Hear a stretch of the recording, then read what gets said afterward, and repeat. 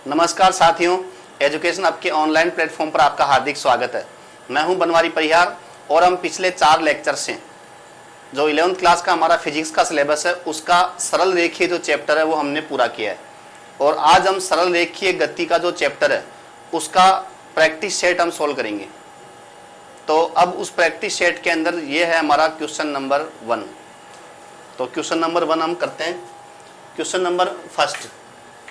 Question number first क्या हमारा कि एक खिलाड़ी आर त्रिज्या के वर्ताकार पथ में एक पूर्ण चक्कर 40 सेकंड में लगाता है, तो 2 मिनट और 20 सेकंड में इसका विस्थापन ज्ञात करना है।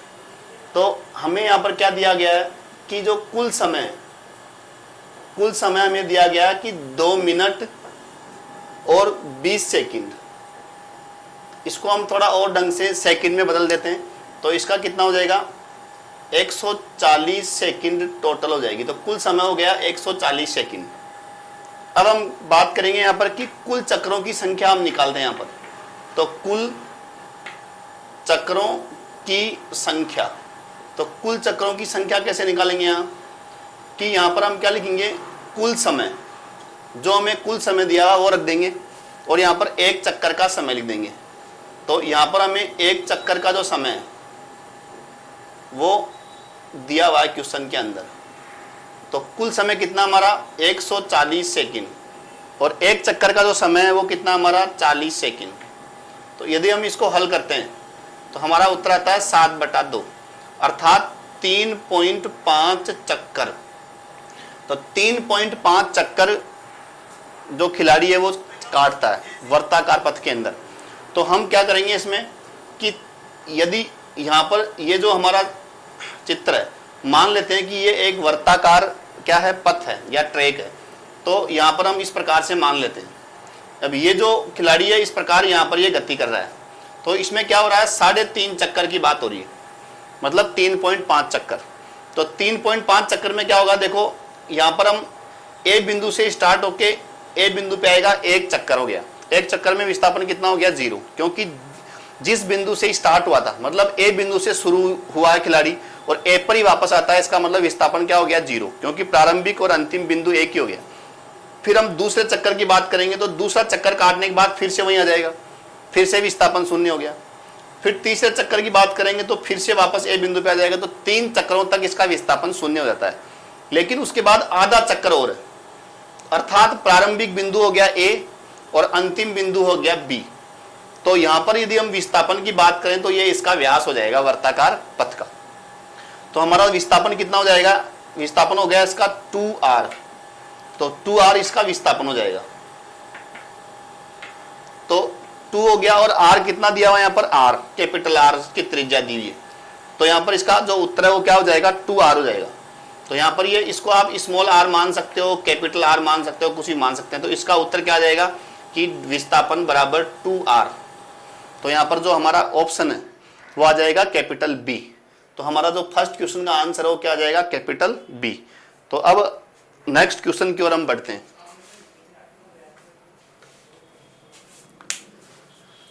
तो नेक्स्ट क्वेश्चन हम हल कर रहे हैं। तो नेक्स्ट क्वेश्चन क्या देखो हमारा कि 2 कण ए व बी के विस्थापन समय ग्राफ क्रमशः 30 डिग्री और 60 डिग्री के कोण बनाते हैं।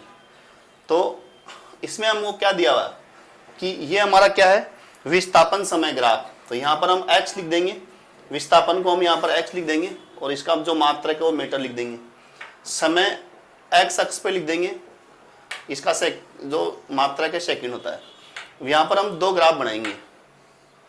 क्वेश्चन में क्या दिया गया है कि एक कण का जो विस्थापन समय ग्राफ है उसका कोण कितना दिया हुआ, समय x के साथ में 30 डिग्री। तो ये एक कण का जो एंगल है वो हम यहां पर 30 डिग्री रख देते हैं और बी कण का जो कोण है वो कितना दिया हुआ है 60 डिग्री दिया हुआ है। तो ये यहां पर हम 60 डिग्री रख देते हैं। अब हमारा जो इसके पहले के जो लेक्चर्स है उसमें हमने डिस्कस किया था कि विस्थापन समय ग्राफ, या इसको हम स्थिति समय ग्राफ बोल सकते हैं। तो विस्थापन समय ग्राफ का ढाल वेग को व्यक्त करता है। तो हमें यहां पर जो क्वेश्चन है उसमें वेगों का अनुपात ही पूछा है। तो अर्थात हम क्या लिखेंगे कि ए का वेग ए के वेग को हम ऐसे लिख सकते हैं वी ए, प्रतीक चिन्ह है, तो इसको हम ऐसे लिख सकते हैं tan 30 डिग्री, क्योंकि एक कण का जो ग्राफ है वो 30 डिग्री का कोण बना रहा है समय अक्ष के साथ। तो tan 30 क्या होता है 1/√3। उसके बाद हम बात कर रहे हैं कि b का वेग, जो b वस्तु है उसका वेग, तो b वस्तु का वेग हम लिखेंगे vb, ये प्रतीक चिन्ह है, और यहाँ पर लिख देंगे tan 60, क्योंकि यहाँ पर जो b वस्तु का जो विस्थापन समय ग्राफ है जो कि सरल रेखा है उसका कोण 60 डिग्री हमें दिया हुआ है। तो tan 60 क्या होता है √3। अब हमें वेग नहीं पूछा है, वेगों का अनुपात पूछा है, तो हम अनुपात के हिसाब से क्या आएगा VA/VB। तो VA/VB को हम कैसे लिखेंगे 1/√3 डिवाइडेड बाई √3। जब हम इसको हल कर रहे हैं तो इसका उत्तर आ रहा हमें 1/3। तो ये हमारा आंसर आ गया 1/3। तो 1/3 यदि हम हमारे ऑप्शंस में देखते हैं तो इसका जो उत्तर है वो क्या हो रहा है कैपिटल डी। तो हमारा आंसर आ गया 1:3, मतलब 1/3 इसका उत्तर आ जाएगा। इस प्रकार हमारा जो दो नंबर क्वेश्चन है वो क्लियर हो चुका है। अब हम बात करेंगे क्वेश्चन नंबर 3 की।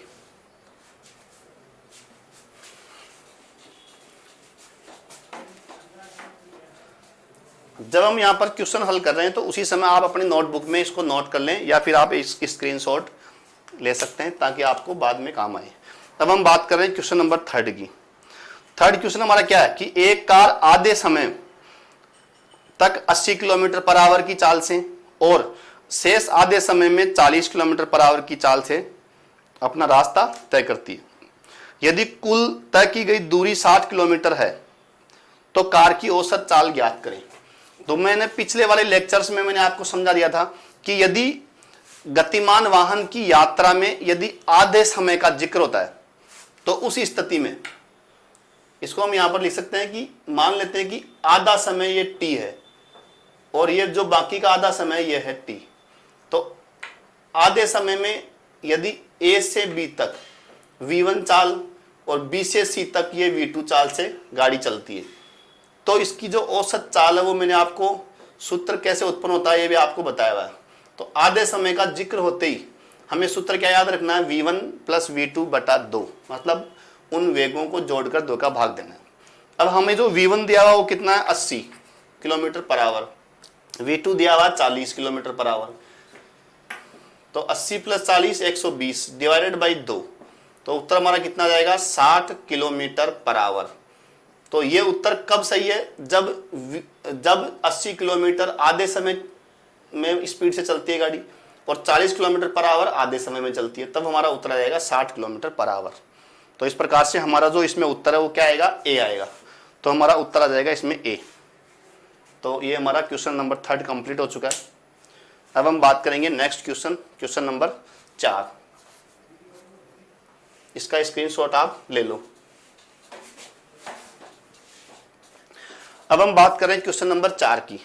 क्वेश्चन नंबर 4 क्या है कि 150 मीटर लंबी ट्रेन 45 किलोमीटर पर आवर, मतलब 45 किलोमीटर पर घंटा की नियत चाल से गतिमान है और 850 मीटर लंबे पुल को पार करने में कितना समय लेगी।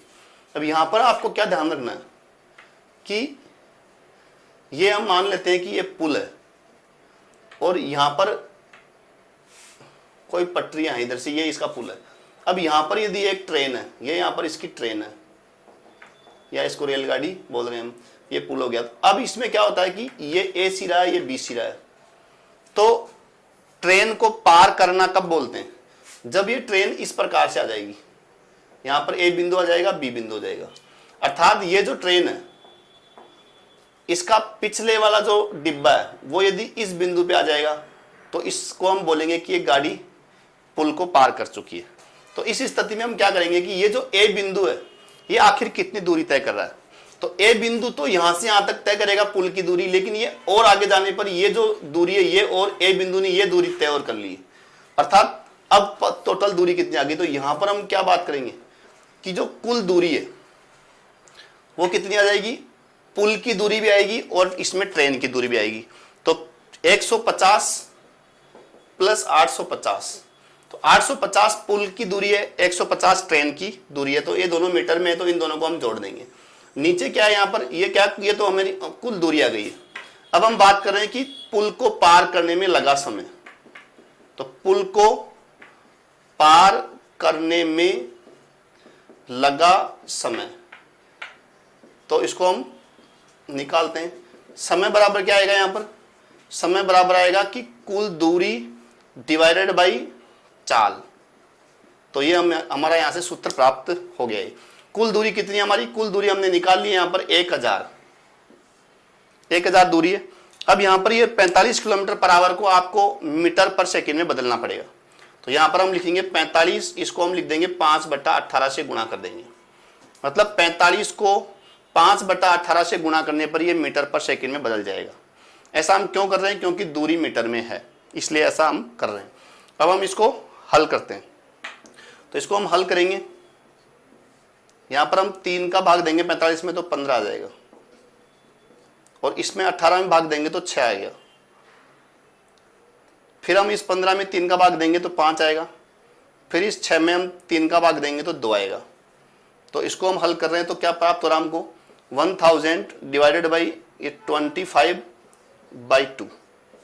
इसको और थोड़ा सा हम हल करें तो क्या होगा, 1000 इंटू 2 डिवाइडेड बाई 25। तो ये कितना हो जाएगा हमारा 80 सेकेंड। 80 सेकेंड हमारा उत्तर आ जाएगा। तो 80 सेकेंड, इसके अंदर हमारा ऑप्शन कौन सा है, सी है। तो हमारा जो क्वेश्चन नंबर 4 है इसका आंसर क्या आएगा, सी। अर्थात 80 सेकेंड में जो गाड़ी है वो जो ट्रेन है वो पुल को पार कर जाएगी। तो इस प्रकार से हमारा उत्तर आ गया ये। तब इसमें क्वेश्चन में ध्यान देने वाली बात क्या है कि यहाँ पर जो दूरी है ट्रेन की और पुल की, दोनों की जोड़ते हैं। क्यों जोड़ते हैं, मैंने आपको बता दिया कि गाड़ी यदि पार करती है पुल को, इसका यह मतलब है कि उसके पीछे वाला डब्बा जब पार करेगा तब तक ए बिंदु द्वारा तय की गई कुल दूरी हम ज्ञात करते हैं। तो ए बिंदु पहले तो पुल की दूरी को पार करेगा और फिर ट्रेन खुद की जो लंबाई है उसको पार करेगी, क्योंकि ये बी बिंदु यहां पर आना चाहिए। इस प्रकार दोनों दूरियां हम जोड़ लेंगे, और यहां पर जो चाल है उसको भी मीटर पर सेकंड में बदलना जरूरी है यदि दूरी मीटर में है। तो हमारा उत्तर क्या आएगा, 80 सेकंड। तो ये हमारा क्वेश्चन नंबर 4 पूरा हो चुका है। इसका आप स्क्रीनशॉट ले सकते हैं। अब हम बात करेंगे क्वेश्चन नंबर 5 की। तो ये हमारा स्क्रीन पर है क्वेश्चन नंबर 5।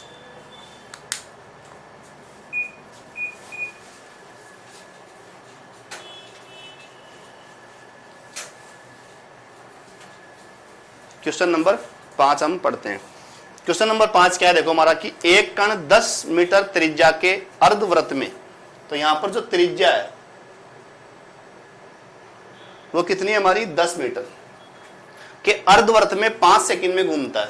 तो अर्धवृत्त का मतलब ये इतना चित्र बनेगा यहाँ पर ए से बी तक, ये अर्धवृत्त में 5 सेकंड में घूमता है। तो इसका टाइम दिया हुआ है 5 सेकंड। ठीक है, कण का औसत वेग ज्ञात करें। यहां पर बात हो रही है औसत वेग। तो अब वेग में क्या होता है, मैंने आपको बताया था वेग की परिभाषा होती है विस्थापन बटा यहां पर हो जाएगा कुल समय। तो यहां पर विस्थापन क्या है, ए बिंदु से बी बिंदु तक आएंगे तो विस्थापन तो व्यास हो जाएगा। तो यहां पर हो जाएगा 2r, r यहां पर त्रिज्या है। यदि यहां पर हम केंद्र मानते हैं तो ये इसकी त्रिज्या हो जाएगी। तो 2r हो गया, कुल समय आपको 5 सेकंड दिया हुआ है। 2 इंटू r 10 दिया हुआ है डिवाइडेड बाई 5, 10 इंटू 2 20, 20/5। तो उत्तर कितना गया हमारा 4। तो यहाँ पर इसका उत्तर आ जाएगा 4 मीटर पर सेकंड। तो इसका उत्तर आ गया 4 मीटर पर सेकंड। अर्थात हमारा जो आंसर है क्वेश्चन नंबर 5 का जो आंसर है वो क्या आ गया, डी। तो डी उत्तर आ जाएगा 4 मीटर पर सेकंड। क्योंकि हमें यहाँ पर क्या पूछा, औसत वेग, तो पहले विस्थापन बटा समय आएगा। यदि औसत चाल पूछते तो हमें आता दूरी बटा समय। तो दूरी होती है इसकी पाई आर, लेकिन यहाँ पर विस्थापन से हमको मतलब है तो विस्थापन होगा 2r, व्यास से मतलब होता है। तो 2 इंटू आर, आर यहाँ पर 10 है तो 20 मीटर व्यास हो जाएगा। इसमें 5 से हम भाग देंगे तो 4 मीटर पर सेकंड औसत वेग इसका आ जाएगा। तो हमारा उत्तर आ गया इसमें डी। अब हम बात करते हैं नेक्स्ट क्वेश्चन नंबर 6 की।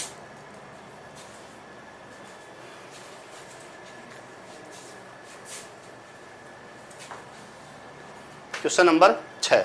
क्वेश्चन नंबर 6 क्या है, देखो एक कार गति की प्रथम आधी दूरी तो टोटल दूरी हम मान लेते हैं 2x। तो टोटल दूरी हम मान लेंगे 2x।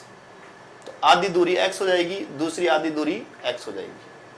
यहां पर यदि ये v1 चाल से और यहां पर v2 चाल से, तो मैं इसके पिछले वाले लेक्चर्स में मैं आपसे डिस्कस कर चुका हूं कि भाई यदि गतिमान वस्तु आधी दूरी v1 चाल से और आधी दूरी v2 चाल से चलती है तो उस स्थिति में जो औसत चाल है वो होगी 2v1 v2 divided by v1 plus v2। ये सूत्र आपको याद होना चाहिए, लेकिन इसमें इस चीज का विशेष ध्यान होना चाहिए कि आधी दूरी का जिक्र होना चाहिए, अन्यथा आप फिर उसी प्रकार करेंगे कुल दूरी बाई कुल समय। तो यहां पर हम पुट करते हैं 2 इंटू वी1, कितना हमारा v1 दिया हुआ था हमारा 40, तो 40 है, v2 दिया हुआ है 60, तो ये 60 हो जाएगा, डिवाइडेड बाई 40 और प्लस 60। अब हम 2 इंटू 40 इंटू 60 डिवाइडेड बाई 100, अब ये यहाँ से हम कैंसिल कर देंगे तो हमें मिल जाएगा इसमें 48 और किलोमीटर पर आवर। तो ये हमारी औसत चाल आ चुकी है। तो औसत चाल इसमें 48 किलोमीटर पर आवर है, तो हमारा उत्तर आ जाएगा इसमें सी। तो हमारा जो क्वेश्चन नंबर 6 है उसका आंसर आ जाएगा सी। तो आप इसका स्क्रीनशॉट ले सकते हैं। अब हम ये जो क्वेश्चंस हैं, कभी कभी बच्चे ऐसे पूछते हैं, भाई आप में से कुछ लोग ऐसे पूछते हैं कि सर इतने सरल सवाल आते हैं क्या।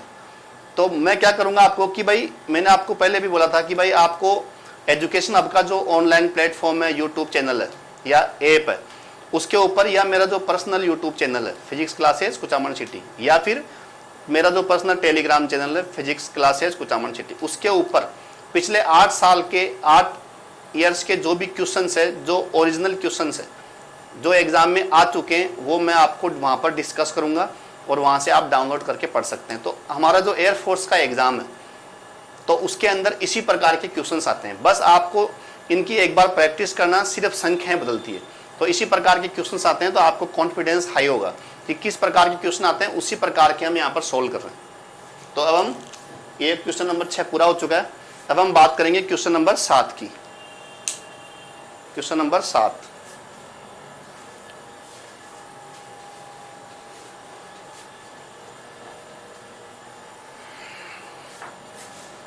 क्वेश्चन नंबर 7 ये हमारा स्क्रीन के ऊपर है। तो क्वेश्चन नंबर 7 क्या, देखो कि गतिशील पिंड का त्वरण ज्ञात कीजिए, मतलब ज्ञात किया जा सकता है निम्न में से। तो इसमें 4 ऑप्शन है देखो। तो हम पहले ऑप्शंस के बारे में डिस्कस करते हैं। पहला ऑप्शन हमारा क्या है कि वेग समय ग्राफ के बीच के क्षेत्रफल से। तो वेग और समय ग्राफ के बीच का जो क्षेत्रफल है, तो वो जो क्षेत्रफल है वो त्वरण को व्यक्त कभी भी नहीं करता है। तो ये हमारा गलत ऑप्शन है, क्योंकि यदि वेग y अक्ष पर हो और समय x अक्ष पर हो, तो यदि हम क्षेत्रफल की बात करें तो वो दूरी या विस्थापन को व्यक्त करता है। हम पिछले वाले लेक्चर्स में इसके बारे में डिस्कस कर चुके हैं, न्यूमेरिकल भी कर चुके हैं, थ्योरी भी मैं समझा चुका हूँ आपको। इसका मतलब फर्स्ट जो हमारा ए ऑप्शन है ये क्या है, गलत ऑप्शन। अब हम बात करते हैं बी ऑप्शन की, दूरी समय ग्राफ के क्षेत्रफल से। तो दूरी एक अदिश राशि है, तो दूरी समय ग्राफ का जो क्षेत्रफल है किसी भी भौतिक राशि को व्यक्त नहीं करता है, अर्थात ये ऑप्शन भी गलत है। अब हम बात करेंगे सी की, वेग समय ग्राफ के ढाल से। तो ये बात करेक्ट है कि वेग और समय ग्राफ का जो ढाल है वो त्वरण को व्यक्त करता है। तो ये मैं आपको समझा चुका हूँ पहले पिछले वाले लेक्चर्स में। तो ये जो हमारा ऑप्शन है इसका क्या आएगा, क्वेश्चन नंबर 7 का हमारा सी ऑप्शन करेक्ट हो जाएगा। अब हम डी ऑप्शन की भी बात करते हैं कि दूरी समय ग्राफ के ढाल से।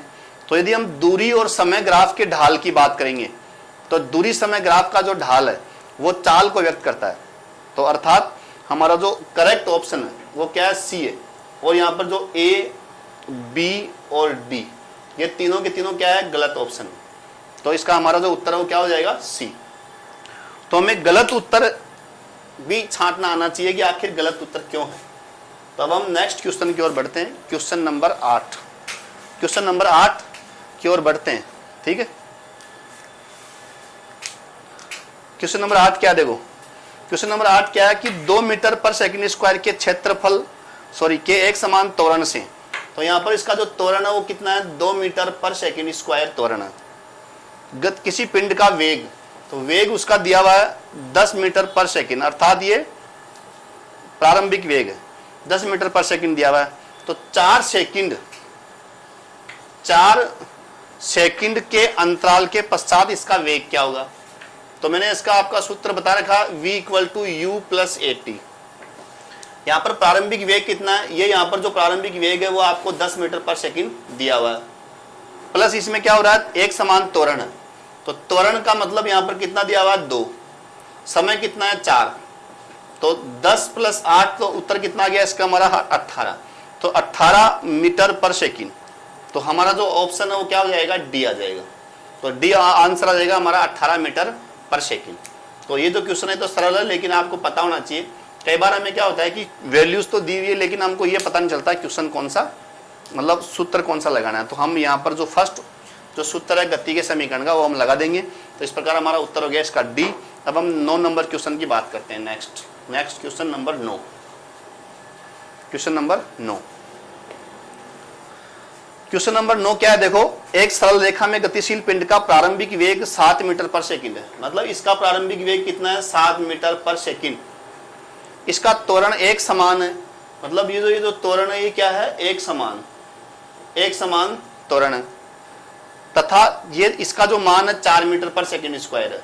तो 4 मीटर पर सेकंड स्क्वायर है, ये इसका मात्रक है। गति के 5वें सेकंड में तय की गई दूरी, बात स्पष्ट है बिल्कुल कि ये जो टी है वो कितना है, 5वां सेकंड है, 5वां सेकंड है, 5th सेकंड। तो 5वें सेकंड में तय की गई दूरी आपको अच्छी तरह बताया हुआ कि xt इक्वल टू होता है u + a/2 2t - 1। ये मतलब किसी भी एक सेकंड में तय की गई दूरी है। अब हमें जो चीज दी हुई है वो देख लेंगे हम। प्रारंभिक दूरी हमें प्रारंभिक चाल हमें दी हुई है 7 मीटर पर सेकंड, तो यहाँ पर 7 रख देंगे। फिर हमारा जो त्वरण है वो दिया हुआ 4, तो 4 रख देंगे /2। फिर 2 × t, टाइम है 5, तो 5 रख देंगे हम यहाँ -1। इसको हम सोल्व करते हैं। 7 + 4 में 2 का भाग देंगे 2, 10 में 1 गया तो 9। यहाँ पर ये उत्तर आएगा 7 + 18, तो ये हमारा उत्तर आ गया 25 मीटर। तो हमारा जो आंसर है वो क्या आ जाएगा, ए आंसर आ जाएगा। क्वेश्चन नंबर 9 में ए आंसर आ जाएगा 25 मीटर। तो इस प्रकार से ये हो गया, हमारा आंसर आ गया ए। अब हम नेक्स्ट क्वेश्चन की बात करते हैं, क्वेश्चन नंबर 10। क्वेश्चन नंबर 10, तो इन क्वेश्चंस को आप मेरे साथ साथ आप अपनी नोटबुक में लिख लो ताकि आपको बाद में काम आएंगे, और कोई डाउट हो तो आप पूछ सकते हैं। अब हम बात करते हैं क्वेश्चन नंबर 10 की, कि एक वस्तु विराम अवस्था से चलना प्रारंभ करती है, अर्थात u = 0। इसके द्वारा चौथे, तो t1 = 4th सेकंड, चौथे तथा तीसरे second t2 = 3rd second, 3rd second में तय की गई दूरियों का अनुपात। अब इन सूचनाओं को हम रखेंगे तो क्या पता चलेगा हमें। अब हम बात करेंगे x, मान लो ये 4th सेकंड है, यहाँ पर 4 लिख सकते हैं, ये 3rd सेकंड है 3 लिख सकते हैं, कुछ भी लिख सकते हैं प्रतीक। 4th सेकंड है तो यहाँ 4 लिख सकते हैं, ये 3rd है तो यहाँ 3rd भी लिख सकते हैं। तो अब हम यहाँ पर बात करें x4 की, तो सूत्र में u तो 0 है, तो हमारा सूत्र a आ जाएगा a/2 2 × t कितना है 4 - 1। इसको हम हल करें तो क्या आएगा a/2, ये यहाँ पर आ जाएगा 7। अब हम बात करेंगे 3rd सेकंड में तय की गई दूरी की, तो 3rd सेकंड में तय की गई दूरी को हम क्या बोलेंगे, x3। a/2 2 × 3rd सेकंड में कितना आया, ये 4 की जगह यहाँ पर क्या लिख देंगे 3rd - 1। तो a/2 ये यहाँ पर 5 आ जाएगा इसको सोल्व करने पर। अब हमें क्या पूछा है यहाँ पर, बस क्वेश्चन की जो लैंग्वेज है वो समझनी है। चौथे सेकंड और तीसरे सेकंड, तो चौथे सेकंड में जो उत्तर है वो आ रहा है a/2 × 7। तीसरे सेकंड में जो उत्तर आ रहा है हमारा a/2 × 5। अब a/2 तो दोनों में ही है, तो इसका उत्तर आ गया हमारा 7/5। तो 7/5 है वो हमारा ए ऑप्शन करेक्ट है। तो 10 नंबर क्वेश्चन में हमारा क्या ऑप्शन आ गया, ए। तो इस प्रकार इस लेक्चर में हमने 10 क्वेश्चन डिस्कस कर लिए। तो थैंक यू दोस्तों। अब हम मिलते हैं नेक्स्ट वीडियो में, और नेक्स्ट वीडियो में मैं आपको फिर से 10 क्वेश्चन लेके आऊँगा, और आपको समय रहते हुए एग्जाम के पहले ढंग से तैयारी करनी है। जो भी हम क्वेश्चंस डिस्कस कर रहे हैं उन सब की आप अलग से एक नोटबुक बना लो, न्यूमेरिकल और जो भी क्वेश्चंस है। हमारे जो लेक्चर चल रहे हैं उसमें हम थ्योरी भी कवर कर रहे हैं, सिद्धांत कवर कर रहे हैं, और उसके जो क्वेश्चंस है जो एग्जाम में आते हैं उसी लेवल के हम डिस्कस कर रहे हैं। तो आपको अभी से ढंग से पढ़ाई करने लग जाओ ताकि आपको आगे एग्जाम के आसपास चिंता ना हो और आपका सिलेक्शन जल्दी हो जाए। ठीक है, अब हम मिलते हैं नेक्स्ट वीडियो में। Thank you.